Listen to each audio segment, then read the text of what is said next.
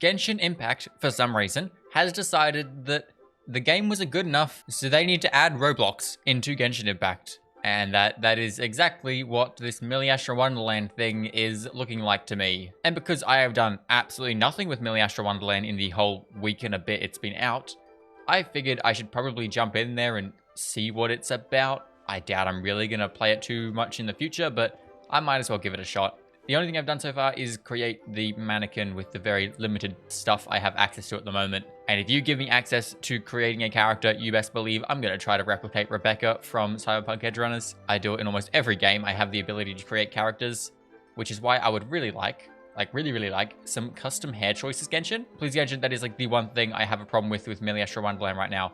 I want more hair color, please and thank you. But then again, I believe this is still in beta at the moment, so I don't think it's going to be perfect. But let's, I guess, just find a couple that look interesting and play them and see what it's like. To be honest, I'm more interested in the, I guess you'd say, story-based stuff. Like, where is it? This like island adventure stuff, I think it's kind of like story-ish based. That intrigues me a little bit more than like the combat challenge and PvP stuff. So you know what? Let me start with, where is it? This one. Let's do this island adventure thing. Now I have no clue how I even begin to do this, because as I said, I haven't touched this Miliastra Wonderland thing. But let's see what we can do. Probably a good thing to do a single player one to start off with, so I can understand how this thing works. Honestly, so far, kind of surprised that this was an in-game Genshin game creating thing. It's honestly relatively good. This is like more in-depth than I thought it would be, to be fair. This is definitely not the best game to be doing videos on, because it's a very chilled out story farming game. But it's given me sort of an idea of how this Miliastra Wonderland thing is working. It's pretty interesting, I will give it that. It is actually surprising me with how good they can make these games using the Genshin Impact game engine thing. I would like to go try out some more faster paced stuff. And basically my whole thing here is just trying out a bunch of different games in the Miliastra Wonderland and seeing what they're like. And because this is kind of story driven and I don't imagine it's going to be the easiest thing to make videos on, let's go to a different game. I also don't know how you level up your character. I'm assuming you do that by actually completing different Miliastra Wonderland levels. What I believe this stuff, the limited banner stuff, or actually just the banners in general, not the most free-to-play friendly, considering I don't think I've even seen one of these as a obtainable thing. I've seen these, you can get these no problem. I don't even know where you can get these without just buying them, so doesn't seem to be the most free-to-play friendly thing in the world. Excuse me, what? Why do we have Genshin Counter-Strike? Bro, when you give people the ability to create games, we get some weird stuff. Like, first person in Genshin Impact just feels so weird to me. Also, we're just kind of summoning fire out of nowhere. Interesting. I had no clue what I was expecting coming into this. Shooting little random fire things at hilly shells in first person. What the frick was that? Was not necessarily one of the things I was originally thinking I was going to be doing today. And I mean, considering this is still beta, I believe, it's actually, I actually want to look into what the game stuff, like the actual game creation stuff is like. I think this is endless, so let's go do that. Now you can also just buy stuff in here. You need these things, and these things are here, and they cost an awful amount of money.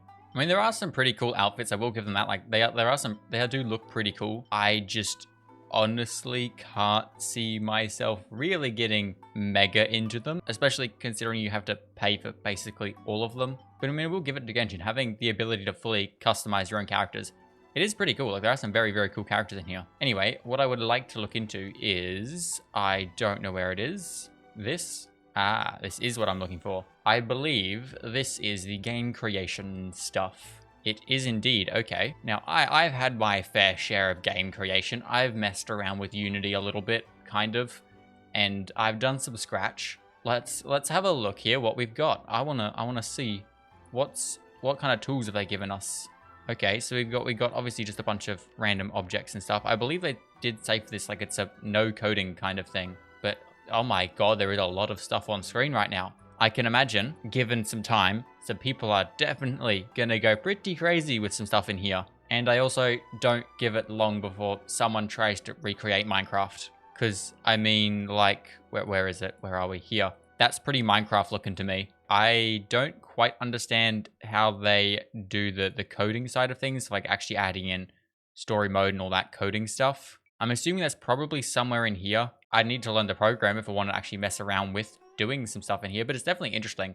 I can definitely see how people would create some pretty cool stuff, and possibly even like as content creators we could make our own like challenges for people to join in. That's definitely something that could be possible. So let's get back to doing some more random stuff, like this weird puzzling portals thing. Hats off to the guys who create this. It's actually pretty in-depth. Purple and green portals are connected. Walk into one and you will come out the other.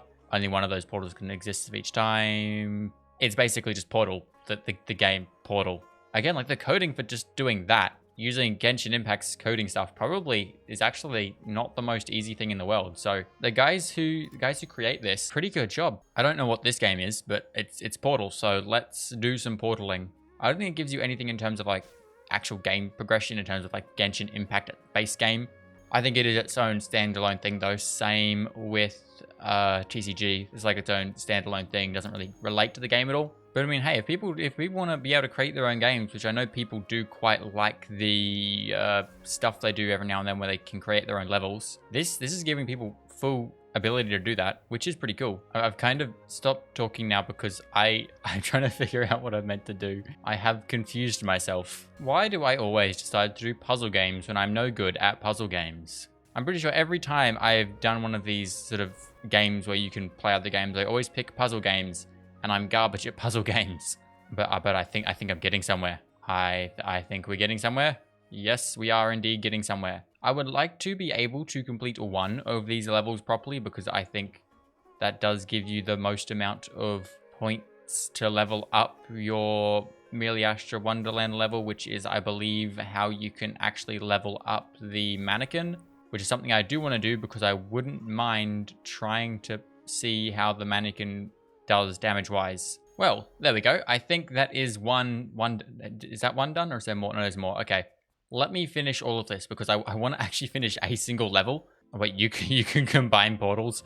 I can teleport back to the same spot. I'm so confused. Okay. Hold up. I think I understand now. Okay, there. Do that. Bomb goes there. Then the second it goes there, we do that. I screwed it up. There. Wait for that. The second it goes through that, boom. There and there. Then I'm going through there. We're going to put one there, so it goes back there, and it can just loop that, and then we go there. Is that it? Did I get it? I got it. Haha. I am understanding things. Not very well, but I am. Are we done? We're done.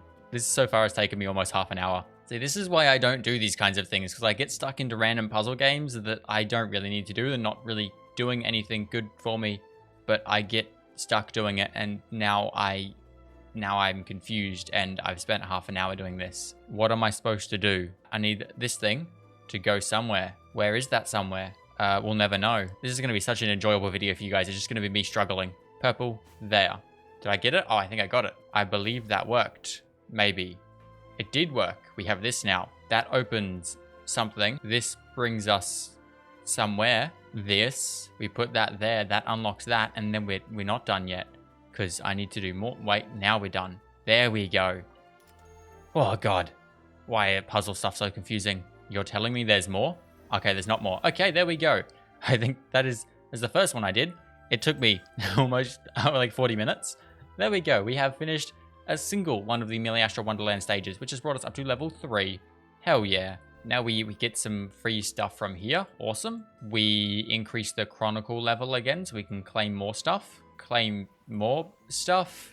My final opinion on this is yeah, it is quite interesting. They have some cool games. There's lots of games. I'm already up to like an hour and a bit of recording, so I don't want to play too many more because I'll be here forever. But like, there are some pretty interesting games in here. I'm sure this is probably something more tailored towards doing it with your friends. Like, you'd come in here with your friends and play some games together.